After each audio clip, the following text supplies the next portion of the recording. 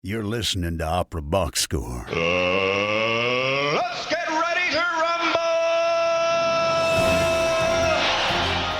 Wherever you are, however you're listening, it's America's talk radio show about opera. It's Opera Box Score. I'm back. I'm George Cedarquist, joined by Oliver Camacho and Ashley Hardgrave. All right, this week we go inside the huddle with Karen Slack.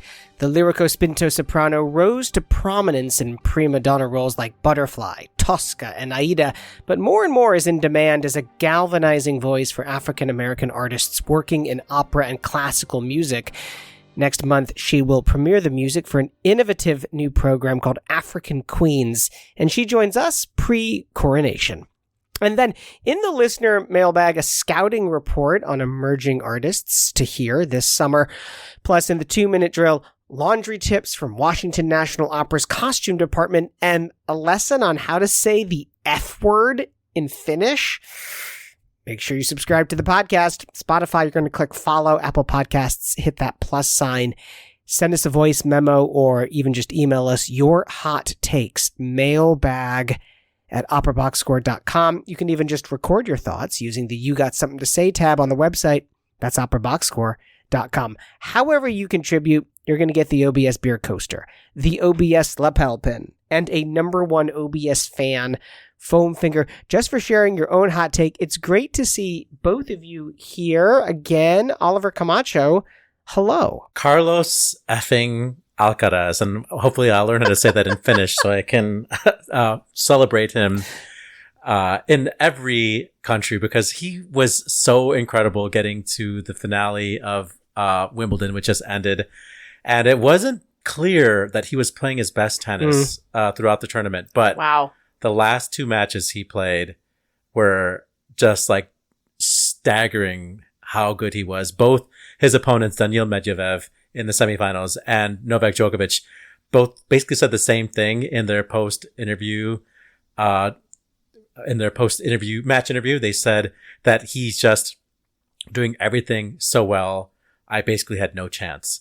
So he beat Novak Djokovic in 3 sets handily yesterday. Ooh. And he's 21 now, and if he keeps at this, he has a chance to be in this, to have the same sort of prestige that Nadal and Djokovic and Federer achieved. If he stays healthy, he could definitely be among those greats. And he's very humble, and he doesn't want to, he definitely defers to those great champions. But it's clear to all of us watching, it's like, yes, this is the future of tennis. It was such a comprehensive win yesterday. Ashley Hardgrave. First of all, hi, George. Welcome back. Second, I am so excited for this Karen Slack interview. I can't even tell you. And third, it is now Olympics time. It's time for Olympics watch. You're not going to hear anything else out of me at the top of the show other than Olympic stuff. And so right now, what I am going to mention to you is that at 58 years old, Tanya Zheng of Chile shows us that it is never too late to be first-time Olympian. Okay, I'm going to break this down for you very quickly. She was raised in a professional table tennis family. Her mother was a coach. She had got accepted into this prestigious table tennis school in China. She was going to go to the Olympics in China, but then right before her Olympic trials, they changed the rules on the colors of the paddles for table tennis. And it used to be that both sides were the same color, which meant that they were the same surface. And that's how she was trained. Right before her competition to go to the Olympics for China, they made a rule where they had to have 2 different colors of surfaces on the paddles.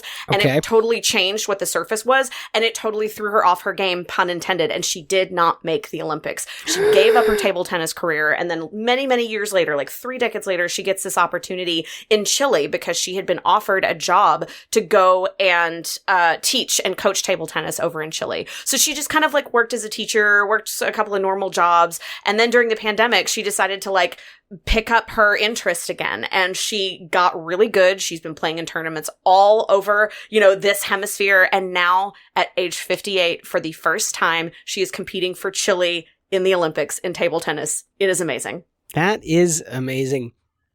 Oliver talks about Alcaraz being better than Djokovic in every aspect of the game. That was also the storyline in the Euro 2024 men's soccer final on Sunday. Ooh.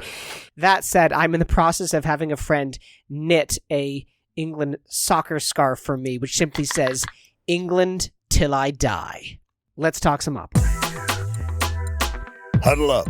Let's go inside the huddle. Next month, soprano Karen Slack will debut her brand new project called African Queens, and we will definitely talk more about African Queens in this interview, so I won't spoil it for those who don't know what it's going to be. But it is not yet even complete yet. The music has been composed, but the concept of it is still coming together, and you'll hear Karen describe how she's already getting orders for various presenters to present this show. And so I'm so excited that we'll all get to experience it in the very near future. Let's get right into the interview with Karen, who, by the way, we didn't even talk about it, has her own video podcast called Kiki Conversations, which you can find on Facebook. Let's begin by listening to Karen in one of her signature arias from Madame Butterfly, Un Bel Dì, with pianist David Lofton.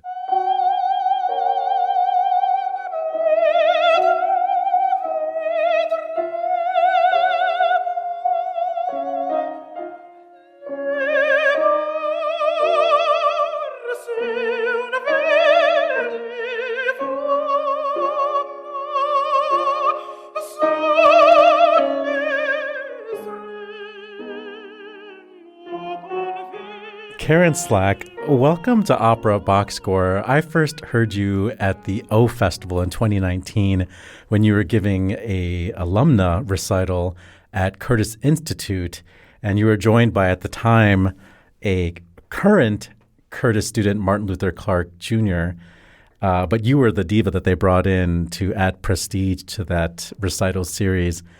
And, I had heard your name, obviously, but I'd never heard you in person. And we were just talking about how Curtis, at American institutions, they teach you to sing in big spaces, and that is not a big space, and it's a lot, but it's thrilling to hear a voice like yours up close. We just heard your Un Bel Dì that you recorded with David Lofton, and I think you also sang that aria at that recital. And I just remember saying, "Okay, it's coming now. I have to just sit back a little bit for this note." Yes. But up until 2020, I feel like that's who you were. I mean, you were singing, Tosca and Madame Butterfly and Aida, like these big prima donna roles. And then I feel like in 2020, obviously the world changed, and suddenly you became this singer who was being asked to represent your entire race somehow.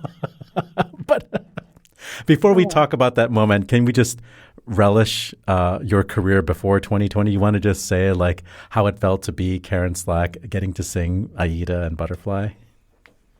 Wow. Well, I always feel like, and I think that some people probably would differ, but I feel like I'm always slightly ahead of my time. Mm-hmm. And no one ever talks about that until you're dead, right? They go, "Oh, this person was this artist just ahead of their time," and I just always feel like, I'm always 3 years ahead of my time. And I say that to say, because a lot of the repertoire, the standard repertoire that I do, comes to me always I think Karen can do it, because she does so many different, because I have so much facility in my voice, and people say, "Well, I hear this, but then I hear that." But again, we're trained to be able to do all the things, but the institution of opera is to put you in a box. They put you out there and they put you in a box. So someone like me is not comfortable in a box, right? But I got to sing, Louisa Miller, and of course at the Met, and Desdemona, and Aida, and Tosca, and I always arrived at certain roles, never with the trajectory where you think "Oh, I sing this role leads to this role leads to this role," because that's just not how the career works for most singers anymore. Mm-hmm. It's just kind of "Oh, do you think you can sing?" Tosca, my first Tosca I learned in 2 weeks, because someone got sick, and I had it was in Arizona, and I was scheduled to sing Trovatore there, which kind of happened last minute too. But I had a month and a half to learn that one, because they lost their Leonora. And then the Tosca came, and it's well, do you think you can learn it? And I was like, yes, yes, yes. So like, it's just those kind of things. Or the first time that I sang Aida and I was crying, in the Sitzprobe when you hear the triumphal scene in Act Two, because I was like, oh my God, I'm like, I've been listening to this opera since I was 16 years old.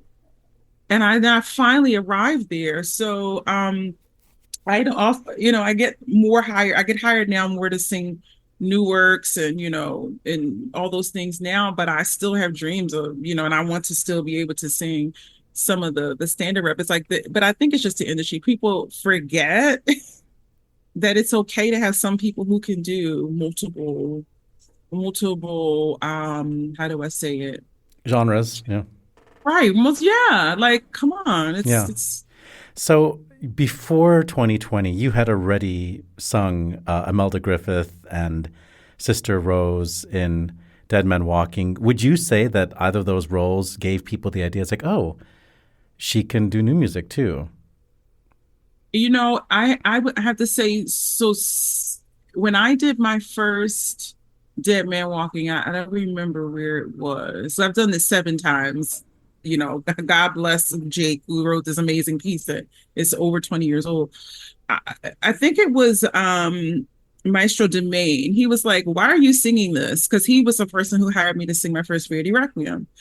And I said, I don't know. They just asked me and I looked at it and I said, oh, okay, I think I can sing this. It's pretty easy. And he's like, I didn't even know you liked this kind of rap. And I'm like, I said, yeah, I love singing new pieces. I love singing modern opera, and Jake Hagee is so lyrical. It's so beautiful. Yeah. And I like to sing new things. I like to put my stamp on it. I don't have to sing the high C like Leontine Price, or sing the Strauss phrasing like, Flockstraw, Jesse, or whomever, right? Like in this rep and the other rep, I get to be me. And I like that. And so after about the 4th time that I sang Rose, I was like, and I just started, but I had done, even before Rose, I'd done the second run of Margaret Garner at Detroit. What show is that? Margaret Garner. It was the role of Scylla in Margaret Garner. It's the opera about the book Beloved that Toni Morris, where the Margaret, the enslaved, she murders her children to keep them from being slave. After she runs away, she murders them so that they don't have to go back into slavery. And so and I play the mother of her husband in that. And I think Angela Brown created that role of Scylla. But I had, I sang that role and I loved it. Richard Danielpour is a composer. And it's just, I feel a certain freedom in that repertoire and in new pieces that you just don't get in standard rep. I mean, personally. Did you work closely with Terence Blanchard to craft the role of Billy? Yeah, well, it's interesting because I did the premiere of Champion in San Francisco at Opera Parallel, and I, of course, knew Terence by his film score. That's how I knew him, as like scoring film for Spike Lee. And he came to the dress rehearsal and he was like, "You're amazing." And I'm like, "Oh, hi," And hi, Mr. Blanchard. Hi, Mr. Blanchard. Like, I was so enamored with his celebrity, and he is such a normal person. And it lends itself to the idea that I always feel more appreciated by people who are not necessarily in our industry, but people who are outside of our industry and respect and love what we do. Like, they tend to get it more than the people I believe who are the aficionados and the impresarios and all these people that we hold as the tastemakers in the industry. And he saw me and he was like, I'm writing this other opera and I have this role for you that I think will be perfect. And it was Billy. And I'd done a couple of the workshops and he really wrote the role, for me. And there was some things, that we had to change because, it's like, it's not possible to sing this high and certain things or whatever. But Billy this is a beautiful role. It is a very beautiful role. So yeah, I did work sort of closely, but I worked closely, and Terence will say this, and he said this in interviews, on every role in the opera. I helped craft that opera. I have to say, because Devon Tynes and Julia Bullock they did the premiere of the other parts and they weren't in the workshop at all. And this is Terrence's second opera. And I really helped craft the whole piece. It's kind of, I feel like it is a little bit of my baby, in a way, but also because I have so much experience. I had so much experience even at that point with new works. It helped a lot. So you have all of this experience and you're starting to find your footing in contemporary opera, and then 2020. And then all of a sudden, people are looking for who are our Black artists. Yeah. As you know, too, as a person of color, you understand. Yeah. I mean, some people will say that I ended up in my leadership role at my current job because I was the only person of color in the building. I think that's something. Yeah, classical music's a little bit white, just a little bit. Oh, yes. So, well, you have done a lot since 2020 for advocacy and to celebrate, great Black artists in our industry. And it led you to receive the Sphinx Medal of Excellence, which I wonder now if you feel like a certain pressure to live up to being a Sphinx awardee of the Medal of Excellence. You're doing the work. It's clear that everything you've been doing since 2020 has been very, powerful and galvanizing. But do you ever want to just get back to singing Aida? Yes. I said it too fast. Not because I'm like, this is my new life. But yes, Oliver, yes.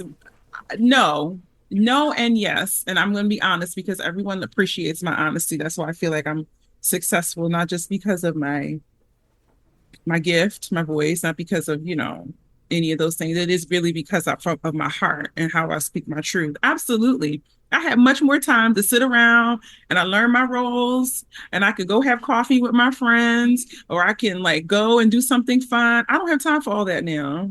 I'm between learning new rep and curating and being the boss of certain things. People need things from me. And then, a company or a director will call me and say, hey, can can I have a meeting because I have this thing, or there's something that implodes on Facebook and I stick my nose into that because I feel like I have a voice. Yes, sometimes I do. I would love to just sing what I already know and show up and do that. But I think that I also would be extremely bored because I don't fit easily in a box. I have to be doing multiple things and I have to feel that I'm being of service. And I don't always feel like that when I'm just doing traditional things. And it is hard. It is but I've become a better musician. I think it's helped the way I sing other repertoire. Like when I go back into singing some of the standard things, when I do concert recital, chamber music, it helps the opera things for me. But it is a lot. It is heavy. Yes, winning the Sphinx Medal of Excellence, which I cried, by the way, when I got the call, because I was never. I always feel like sometimes I'm past. I don't want to say past due because that's not the right word I want to say, but kind of past certain acknowledgments, right, in this industry, or certain, because everyone loves young, and I was a beneficiary of all of those things. Don't get me wrong, I have been very lucky. I'm privileged in my own way, within the industry, but I just never thought someone was looking at me in the way to say, Karen, I see you as a leader. I see the things that you're doing. I see the conversations that you're having, and I see how people respect you. And then also you're a great singer. So yes, I do. And then Sphinx is that's a big deal. That is a big deal. So I do, I think about the lineage of the people who came before me, who got the award, and also what they stand for. And I wish in the opera world that we had a Sphinx. Yeah. That was, available for all artists of color, because we need it in the opera world, although some people may say not, but we do. Yeah, it feels like the closest we have right now is the Marian Anderson Award at Washington National Opera, but that's not even like an advocacy award. That's just an award for being an excellent artist, you know? That's it. Exactly. You don't have to be what do they say? The thought just dropped out of my head. Yeah, but it's not about a service award. Yeah. In addition to an artistic award, you know. Yeah, I wish we had more, you know, but in the orchestra world, they definitely, I mean, come on, like, woo. Every time I walk out on stage, you know, I'm like, wow, Yeah. but it started getting better. And I had a flashback of a conversation that I had in 2020 or 2021 when things were, it was maybe 2021 or 22, where, you know, you start to see more diversity on the artistic side. You start to see more diversity on stage. People were like, well, aren't we doing better? And things are better. And I'm like, no, come back in 26 and then we'll see. Well, and then look at the season announcements and it's right back to the way it used to be, you know, and I guarantee you 25, 26 is not going to be better.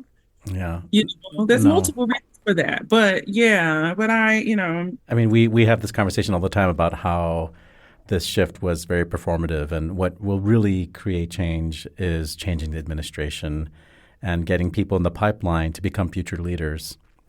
Yes. And maybe it's going to be the Karen Slack Award coming down in the future that people will be getting. Yes, you know, yes, and I hope so. And if not me, somebody who I'm mentored or I inspired, you know what I mean, to remember the things that they heard or saw, or, you know, by what I was doing, that I'm the example for the next person. You know, the first person never gets the trophy.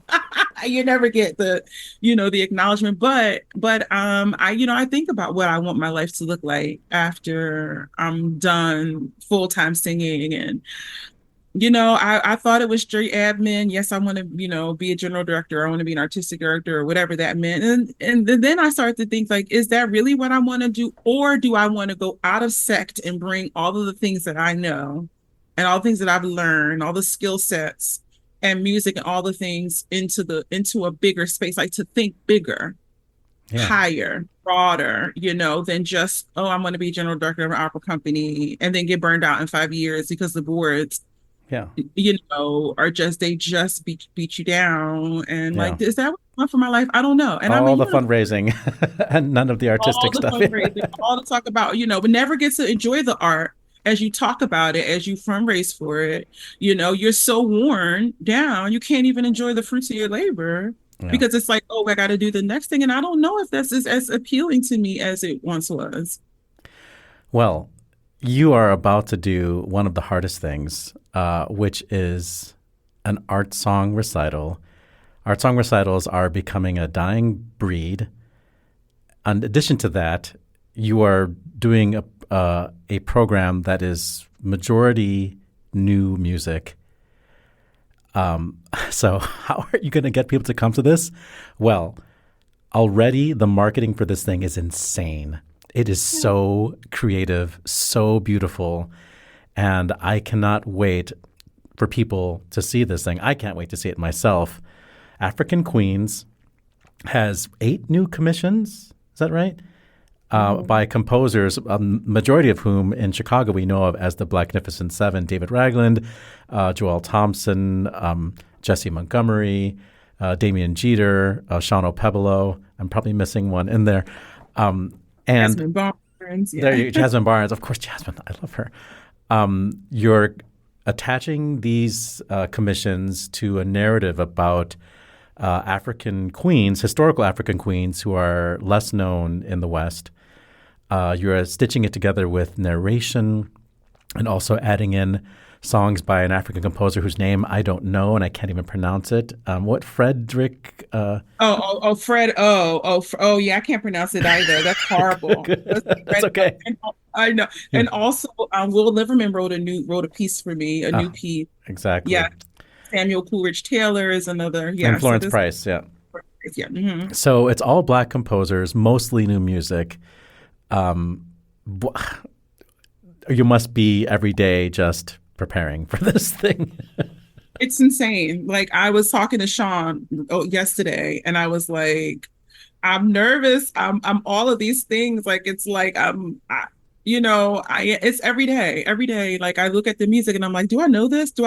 Like, you know, it's a lot. It's a big it's a big project. The recital portion, but of course, so when we get to Washington Performing Arts at the Kennedy Center, it will have added visuals to it. So it's not even finished being as big as I had dreamed it. But this the first iteration, the song recital, I mean, to get all of those composers to choose a queen, it was birthed by my frustration, I have to say, that we were getting another Antony and Cleopatra.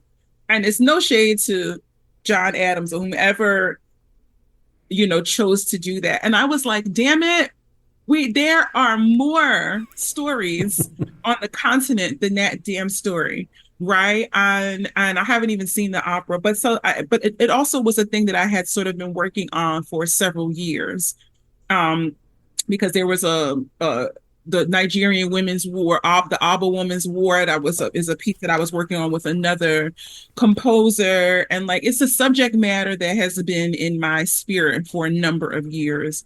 And then, of course, with the movie Woman King, Yes. Davis, and I was like, yes, like why hasn't someone written an opera about the Dahomey warrior women? Like why? Especially now, with 2020 and all the things. And so I just got with my team. So what I did was transitioned in the pandemic away from opera, away from having just an opera manager. So I leaned into the chamber music concert world. So I got another agent. They never had a singer. They weren't even interested in the singer, I don't think. But I said, I have all these ideas, and I know that I have to have someone who knows how to build that kind of career.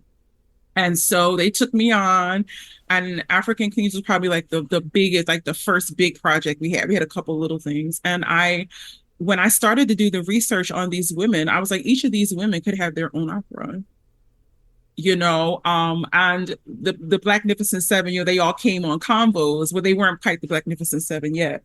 And so I kind of sort of brought them, and some of them didn't know each other and some knew each other. And we had a kiki conversation, and then they became the Blacknificent Seven. And Dave was like, oh, we want to write something for you as a group. And so several months later, I said, I have this idea, and I would love for you all to take this idea. And so I said, I would each of you pick a queen, and we do a song cycle. And that's how African Queens was born.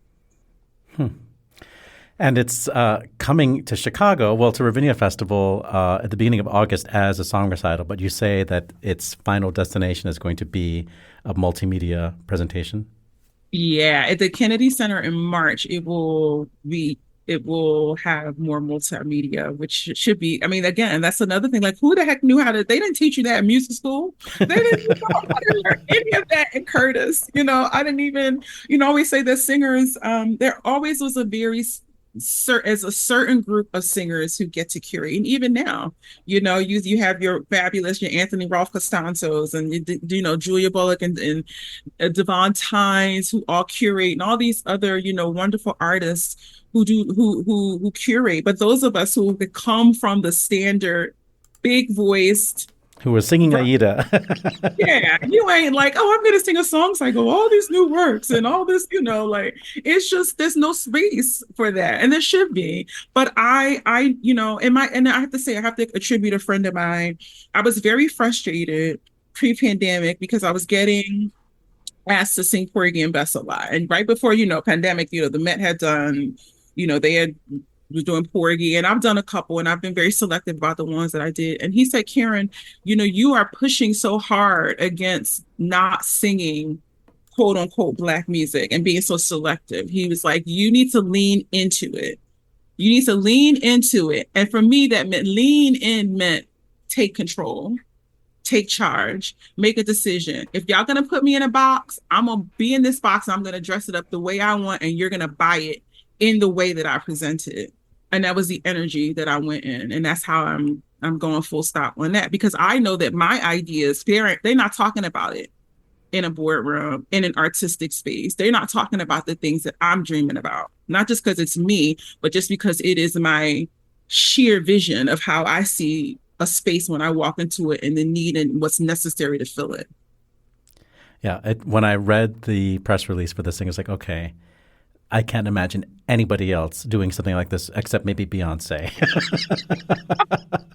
Yes, and she was an inspiration because, like Lemonade, I have a whole idea. Like, I want every song needs to have its own video, and and those things cost money. And maybe they will, with the success of the, first couple recitals, it'll open up, and we'll get more funding to be able to grow this out. Because out of these 7 queens, I gave the group a list of like 15 queens, and Sean chose his queen is a part of his lineage. I think it's his great grandmother.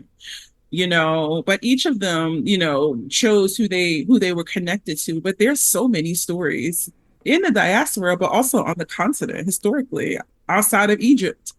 Well, I know that the music has probably all been written at this point, but did you keep in mind that this thing might have a life after you, and you should make the difficulty of the vocal part such that people that are still trying to find their way would want to perform this music, like maybe college students or something like that? Or is it just going to be bonkers?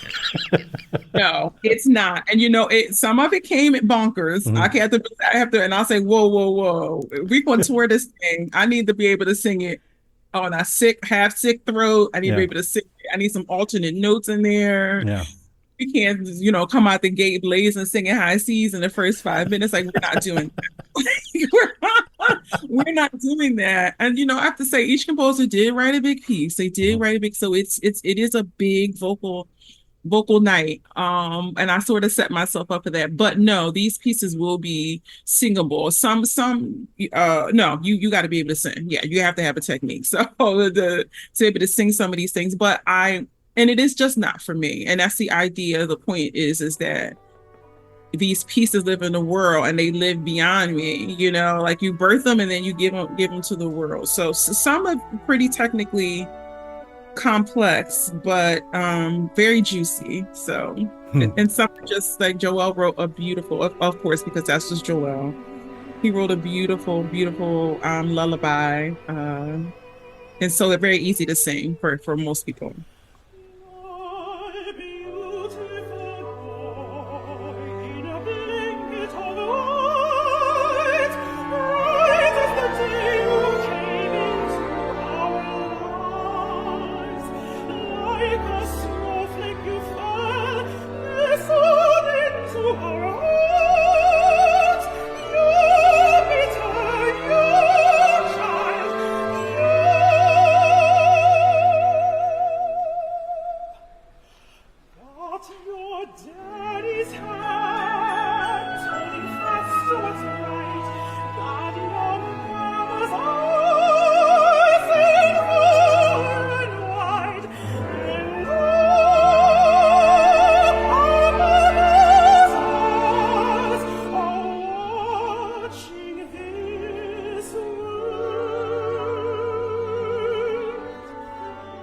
A little bit of music by Joel Thompson from the world premiere of his opera A Snowy Day from Houston Grand Opera.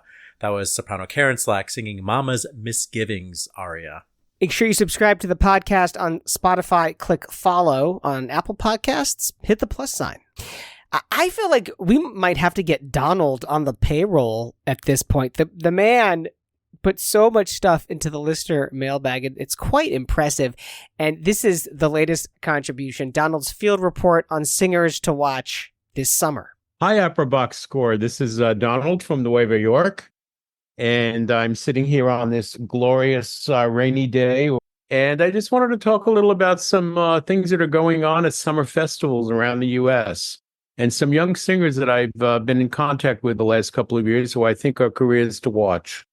We have a busy season going on at Santa Fe. Among the singers I would certainly recommend you follow are Katie J. Brown, soprano, Catherine Henry, mezzo-soprano, Shannon Keegan, mezzo-soprano, Wade Odell, tenor, his wife Aubrey, who is also a fine mezzo-soprano. We have a young bass, Sam Dubhani. He's 22 years old.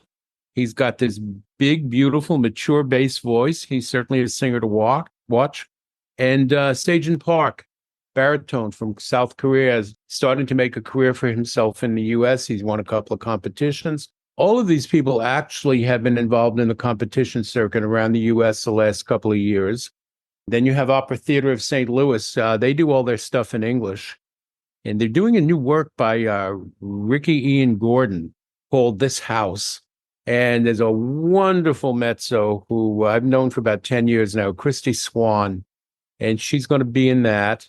They're doing Midsummer Night's Dream of Benjamin Britten with Jana McIntyre, who's a superb lyric coloratura soprano. A couple of years ago, she really was stunning in Strauss's Schweigsamer Frau. At Aspen, we have Renee Fleming. She's running a summer program there. And returning, as she does every year, we have the great American soprano Carol Van Ness, who is the premier voice teacher. I really shouldn't say that, but she is at the Jacobs School of Music, Indiana University. Carol has fostered some fabulous careers.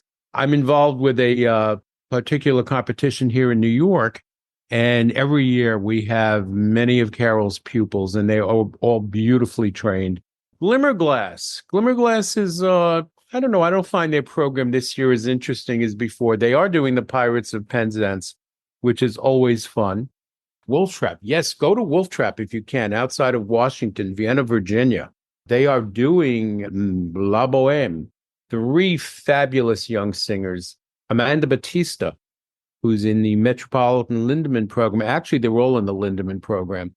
She is doing her first Mimi in Boheme. This year, she was one of the background stars in La Rondine at the Met. I thought the 2 girls who were the secondas in the Rondine were better than the Magda, who shall remain nameless. Amanda is doing her first Mimi. Lebu, fabulous young baritone, who also the last couple of years was very important in the young artist program at Santa Fe, is doing Colline. And Blake Denson, a wonderful young baritone, 28 years old. He's singing Marcello. So if you can get to Wolf Trap, you're going to enjoy it. That's about it for local things this summer. There are festivals all over the country. And those are some of the things that I thought were outstanding. I'm going to hear some of those singers this summer at Santa Fe. And I will just slightly correct the record here, do a retraction. Catherine Henry is a friend of the show, and she identifies as a soprano, not a mezzo-soprano. But as long as we got some field reports going on here, George, it's time for me to confront you with some of your postcards. So the first one, what did you say? Rome is a bee house? Is that what you said? Here's the thing, right? So they were doing Verdi's Otello at the Teatro dell'Opera in Roma. The physical building itself is not that interesting. It's from the 30s, and it gives you shivers to see the name Benito Mussolini printed above the proscenium arch. I find this a conservative house. Get this. So my seatmate, in the intermission, I turned to him. He was a guy basically my age, and I said, "Hey, che ne pensi?" Right? Which is like, so what do you think? And the first thing he said was, "Che ne pensa?" So he corrected me to use the formal. Mm-hmm. Come on, man. Just some stupid American trying to make a little conversation. Those Italians. So that's what brought their rating down from a internationally renowned opera house to a B.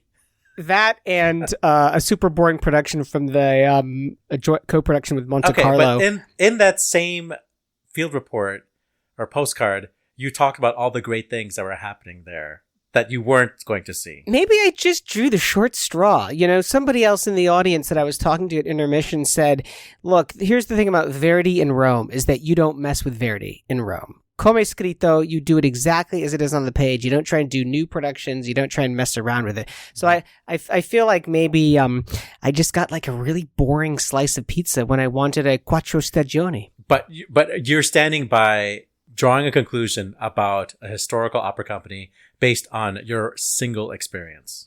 That's all I can do. Okay, so do you feel it's fair when people go see a show that you've directed or a show at Lyric Opera House and say, okay, well, I went once and this is what I got, so therefore B, you know? If they're as stupid as I am, yeah, sure. Okay, then you, on your second postcard, you said that Ariadne of Naxos doesn't deliver on the premise of its prologue. So here's the thing about this production. First of all, directed by Paul Curran. I believe friend of the show, Paul Oliver, Curran, right? Yeah. So I love Paul. I love Strauss. The challenge, I think, is that the story itself is built in such a way that it misses the comic potential of the evening, right? Like you have these two different operas the production or the opera? The opera, the actual like writing itself. I know this is nothing against Paul's productions, nothing against even the singers or the orchestra. Unlike my German seatmates who complained that the orchestra was out of tune. But I'm saying the piece itself, the way the piece is built, I think is very difficult to deliver. It's like a heavy German meal when what we really want is something light and flavorful, like Italian food. We want it to amuse. We want it to be entertaining and spectacular. And the way that it's written, it's like a constant uphill battle. So you're saying that Ariadne of Naxos is not a successful opera?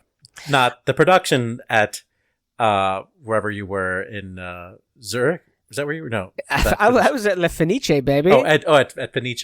Yeah. Not the Fenice Zurich. production. The opera itself is not a successful opera. Now I don't know what to believe, Oliver. You don't even know where I was. I still can't believe that you're standing by. You're like doubling down on your opinion of Ariadne of Naxos. Here's what I will say about La Fenice. It is the most beautiful opera house I've ever been in the world. This like gorgeous parquet floor with like 200 little armchairs and 5 gorgeous stacked horseshoes of boxes. I could not imagine a better place to see an opera production. Okay, and finally, you could have given us a postcard from London, but why don't we have one from London? You don't have a postcard from London because the production at Covent Garden when I was there was Così fan tutte, a production which I saw 2 years ago and was decidedly average. Which has friend of the show Samantha Hankey and Golda Schultz in the 2 soprano and mezzosoprano in the lead roles of Fiordaligi and Dorabella. So that would not have interested you. Do you know what? Like here's the thing: if the just by adding more valves to the engine doesn't make the body of the car any more beautiful. In his defense, as a singer, I love singing Cozy. As an audience member, I don't have to see Cozy anymore. No, instead I went to see MJ the musical for the second time. It was a great trip. They rolled me back onto that plane, y'all. That's all I'm going to say. I need to be in that gym right now because yikes, that food, too much food and too much beer. Maybe I can work it off in the 2-minute drill. This just in. The 2-minute drill. All right, listen up. Here's everything you need to know about what happened in Operaland this week. Lots of unhappy patrons over in San Francisco. In the wake of music director Esa-Pekka Salonen's announced departure, and now an active AGMA petition is attempting to save the chorus from a budget cut of 80%. The cut would put the future of the symphony's 32 paid choristers in jeopardy. Salonen has previously announced a 2025 departure after, quote, not sharing the same goals for the future as the board.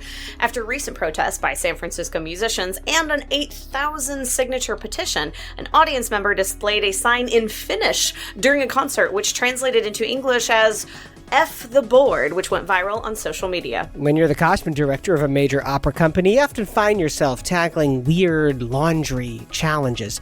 Marcia LaBeouf, a 36-year veteran of Washington National Opera, recently shared some laundry tips in an article in the Washington Post. Quote, "It's an investment for our company to get these costumes created," LaBeouf writes, "and it's our job to maintain that investment and get a little bit back on our return." Opera de Colombia has been accused of not paying salaries from 2 years ago, with some of the aggrieved noting that they have yet to receive any response from General Director René Coronado. Coronado replied, "Between 2020 and 2023, we experienced difficult financial situations that forced us to breach payment commitments with several suppliers. The management has been dedicated to advancing conciliations and payment agreements with our creditors." The Verbier Festival is joining with Apple Music Classical to bring its roster of artists and repertoire to a global audience for the first time. Partnership will offer subscribers an exclusive playlist from VF Gold, which is the festival's musical programming, in a dedicated space on the app that will be regularly updated. A major award, conductor Daniele Rostioni has received the insignia of the Chevalier from France's Order of Arts and Letters. In trade news, Welsh National Opera has announced that theatre director Adela Thomas and creative producer from Royal Opera, Sarah Crabtree, will jointly take up the role of WNO's general director and CEO starting in January. Also, Eugene Opera has announced that Carrie Welch will become its new executive director. And just 1 year into the job, the New York Philharmonic's president and CEO Gary Gensling is stepping down, saying, quote, "The NY Phil is an extraordinary institution. It's been an honor to be a part of it. However, it has become clear to me that it needs a different type of leadership." On the disabled list, Teatro San Carlo has announced that Marina Rebecca will sing the title role in La Traviata, taking over for friend of the show Lizette Oropeza, who is still recovering from an illness following her tour to China with the Met. Exit stage right. Opera singer Ilhor Voronka has been killed in action in the Ukraine conflict. Voronka's wife, Marina Rayevska, announced his death on social media. At the moment, we cannot hold a funeral and get official documents about his death because the area is occupied. Therefore, he is officially listed as missing. As I write this, I still can't believe it. We have lost a wonderful husband, father, and friend. Opera video artist Bill Viola has died following complications from Alzheimer's. Among his most famous works was the Tristan Project, which he collaborated on with Peter Sellers. German mezzo-soprano Ruth Hesse has died at the age of 87.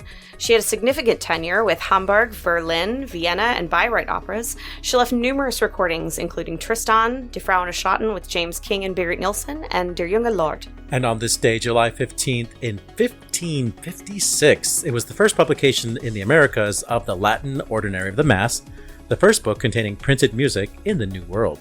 In 1776, by decree of Empress Maria Theresa, a new opera house was erected on the site of the fire-destroyed Ducal Theatre of Milan, that theatre Teatro alla Scala.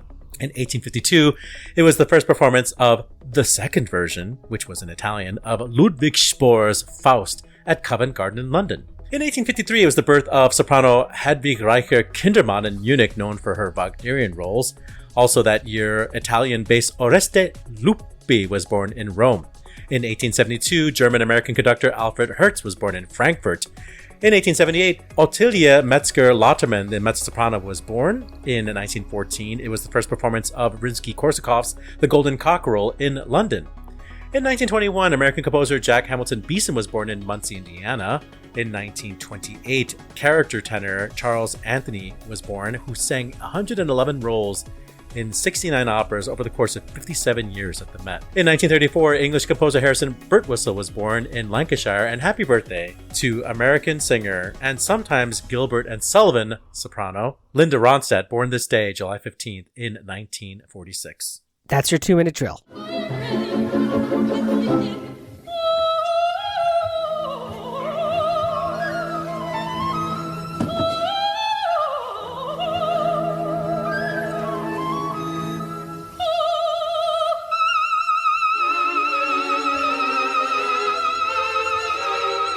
Just a little high E to lighten the mood around here, sung by Beverly Sills from a 1971 production of Le Coq d'Or, or The Golden Cockerel, at New York City Opera. I was hoping for a little Linda Ronstadt myself. I read this. She, of course, she sang Mabel in the Pirates production from the New York Shakespeare Festival with Kevin Kline as the Pirate King, famously captured on video on a soundstage somewhere later on. As your resident Muppets correspondent for OBS, I should also note that she was a guest on the Muppet Show, where she sang a fabulous rendition of Blue Bayou, surrounded by a bunch of tiny Kermit the Frogs. Oh my goodness. Organizations scrambling to pay people. Yeah, it's not like a new story, and the San Francisco ordeal has been going on for a couple of weeks as they're keeping it in the news, but... At least. Yeah. Ashley, you were saying that it's the season for collective bargaining. Yeah, 'tis the season. You know, this Save the Chorus thing that's been coming out. That's a little more recent than the whole Esapeka uproar. But this is that season when all of the different musical unions are renegotiating and collective bargaining with their different organizations, including the one that pays me the marginal bucks outside of my work here on OBS. So good luck to all of you union delegates out there. Good luck to all of you arbiters and negotiators, because it's going to be a rough couple of weeks. Is this the canary in the coal mine, though, about, classical yeah. music in general? I mean, if a city like San Francisco can't keep, a world-renowned conductor and composer, for that matter, Esa-Pekka Salonen, as its music director, should we all be very scared? I mean, I think perhaps, but I also think we should be diversifying the types of donors that we have. A lot of these issues seem to lie with the board. The people that are having the issues are having trouble with the board's decisions. Step one. So like maybe board review is in order. Number two, San Francisco is in the stone's throw distance of Silicon Valley. Someone tell me you haven't reached out to every single creator, producer, VP, executive VP, what have you in Silicon Valley. I refuse to believe that's true. The amount of money that it would take to help out an organization like San Francisco Symphony is a rounding error in Silicon Valley. That's how impactful it could be. They're talking about this, cutting the 80% of the symphony chorus's budget. Which sounds insane, but it also sounds insane when you realize that the chorus accounts for 1% of the entire budget of San Francisco Symphony. It's like they have, they have a section of paid choristers, but their unpaid choristers are 4 times that. So basically what they're proposing is cutting this budget so that they don't have paid choristers anymore and everything is volunteer. And then there was laundry. We're going to link this article to the website. It's behind a paywall, but if you have a subscription, you'll be able to read it. I love not throwing things away, and maybe I'm inherited some hoarding tendencies from my family, but I have garments that, maybe they don't fit me perfectly, but, I still fit into from the 90s. And I like to think that I'm very good at doing laundry. I don't use the drying machine. I think that is the best way to ruin your clothes, unless I need to get something from not being dripping wet so I can hang it, I also find that hanging things makes them easier to iron if you're an ironer, Oliver, you were built for Europe, where they don't even have dryers. You just put it on your balcony, and there you are in the square, the piazza in Rome, and you just put it out. What else does the book say here? Be wary of dry cleaners. Yeah, that's for sure. Don't discount the delicate cycle. Never do. I love a delicate cycle for my clothes. That's the thing. You know what else I love about this, which is not something that's taught too much. Oh yes, the spritzing of the vodka, by the way, excellent deodorizer for fabrics. Listeners, you should all be doing this. It's an old trick. Because we live in this world of disposable things and fast fashion, I really love that this article is coming out now to sort of encourage people to think about caring for their things and not going to the Zara or the H&M or the Primark as much as we might love them. They've all got some questionable ethics and business practices. So maybe we work on buying better clothes and saving the ones that we have. There's I forget what it's called, but there's that Chinese mail order clothing line that they did a skit on it. Yeah, they did a skit on SNL, I have a friend, he's in his 60s. He's addicted to it. He's has new clothes every week. It's he's, I wear it once or twice and get rid of it, because it's that cheap. That's horrifying to me. Yeah, but they don't go away. They just end up in landfills, or they end up on beaches halfway around the world in the Indo-Pacific. I have many things to say about this that are not related to opera or sports, so I probably shouldn't share them here. But as somebody who went to China earlier this year, there are some business practices that are awesome. There are some business practices that are basically skirting American tariffs. So if you want to talk about it later, listeners, DM me. I am as much on, reduce, reuse, recycle as anybody else. God knows I have 3 pairs of pants and I just kind of rotate. Knowing that Washington National Opera has usable costumes from over 24 operas, including productions as long ago as 1983 and a production of Verdi's Rigoletto. The only thing that gives me pause for thought is are those costumes coming back in the same production of Rigoletto, right? Clearly, as a director, maybe. I want to drive this art form forward, and I want all these productions to be new. Financially, obviously, that's not possible, but I'm trying to push the envelope.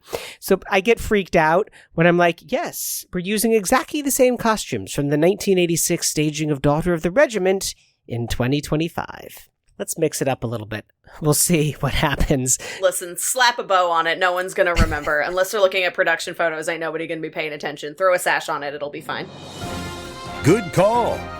Bad call on Opera Box Score. How great to be back talking opera and talking art with this fantastic team. We're going to kick it off with Oliver Camacho. Congratulations to the cast of the double bill of The Prisoner and The Medium we previewed with Maestro Emanuele Andrizzi. Really, really strongly cast. The mother in The Prisoner and Baba was sung by a local mezzo-soprano named Victoria Bizine. Really, the mother in The Prisoner is a dramatic soprano role. And she sang both really incredibly. The young soprano Laura Macaulay as Monica had a gleaming voice. Franco Poponi as the prisoner in question, very powerful, very moving performance. And Opera Festival Chicago managed to get David Cangellosi as the jailer in this Dalla Piccola opera, The Prisoner. David Cangellosi is an artist who many Chicago audiences heard for many, many years as the lead character tenor at Lyric Opera of Chicago. Great show. It was a real success. I was very happy to see that double bill. And you know what I heard on Saturday with the opening night of, on Friday, opening night of the CSO's residence at Ravinia Festival. They did Appalachian Spring. It's always a delight to hear that. Mm-hmm. Like once a year or less or more. They did The Charleston by James P. Johnson, who is a black composer from the jazz era, who wanted to write more music for classical outlets, but didn't get a chance to. But CSO is trying to fix that, and Marin Alsop is leading the way. They did Michelle Kahn performing Rhapsody in Blue, because of course. But to me, what was so exciting to hear was Knoxville Summer of 1915. And if you don't know this, audience, we did an entire Hall of Fame, I think it was, on Knoxville Summer of 1915. So look back in the archives to hear that, so that when you go hear it this summer somewhere at an outdoor festival, you'll be better prepared to enjoy it. The soloist with the CSO was Masabane Cecilia Rangwanasha. And I heard her sing recently at CSO at Elijah, their performance of Mendelssohn's Elijah. And I was like, yeah, it's good. But this was incredible. It's such a beautiful tone color, breath for days, ability to pull the trigger and really, add thrust to certain notes. And very detailed singing, beautiful elocution of the text. So I'm glad I got to hear Masabane in repertoire that shows her in a different light than the Elijah did. Ashley Hardgrave. I have both a good call and a bad call this week. My good call is that I just got back from the Gala Chorus Festival, which is the quadrennial LGBTQIA Chorus Festival. It happens every 4 years. This year it was in Minneapolis. I got a chance to go and see some of the work that I did with Chicago Gay Men's Chorus getting kicked off. Just imaginable, unspeakable joy. Just a bunch of, gay choristers and their allies from across the country coming together for 200 performances over a 5-day period. It was really incredible and just a lovely, warm, welcoming, inclusive environment. The bad calls started when I got home, when most of my childhood on television passed away over the weekend. Man, we lost Dr. Ruth, we lost Richard Simmons, we lost Shannon Doherty, and we lost the kid from Alf in like a 3-day period. So rest well to all of you. There's a really amazing clip of an interview between Dr. Ruth and Richard Simmons. It's like the most heartwarming thing ever. I encourage you to check it out and take a moment for their memories. That's it for this week's edition of America's Talk radio show about opera. Make sure you subscribe to the show wherever you get your podcasts, get your voice heard, and find links to stuff we've talked about at our website, operaboxscore.com. That's also where you can put your money where our mouths are. Give back to the OBS using the Support the Team tab. Your announcer is Norm Waddell. Your creative consultant is Oliver Camacho. And your audio editor is Weston Williams. For co-host Ashley Hardgrave with guest Karen Slack, I'm George Cedarquist, asking you to continue the conversation about opera with a big sign displaying an F-bomb We're back with an all-new show next week when we go Inside the Huddle with lapsed opera singer and novelist Garth Greenwell. Plus, you get more opera headlines, more hot takes, and more opera queens. Join us.